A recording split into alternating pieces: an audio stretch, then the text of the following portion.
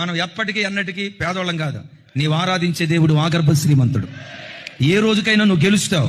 నీ గెలుపును తన గెలుపుగా ఎంచుతాడు. ఏ రోజుకైనా నీ తల పైకెత్తుతావు. నీ తల పైకెత్తేవాడు నీ దేవుడే. ఏ రోజుకైనా నువ్వు విజయ పథాన్ని ఎగరవేస్తావు.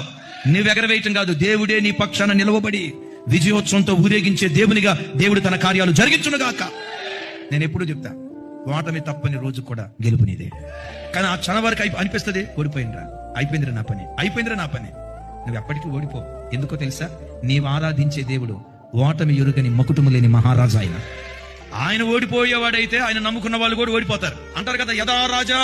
మన రాజు ఓడిపోయే రాజు కాదు, రాజులకు రాజు, ప్రభువులకు ప్రభు, భూపతులందరికీ అధిపతి. సృష్టి ప్రారంభమైన ఆ దినం మొదలుకొని ఈ దినం వరకు ఎన్నడూ ఆయన ఓడిపోలేదు. ఎన్నడూ కాదు, ఎప్పటికీ ఆయన ఓడిపోడు. ఆయనకు పెట్టబడిన పేరే జయశాలి. ఎవరు నువ్వు నమ్ముకున్నావు? దూడలనా?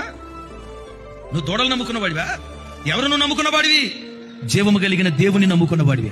జయశాలిగా పిలువబడుతున్న దేవుని నమ్ముకున్నవాడివి. మన రాజు గెలిచేవాడు.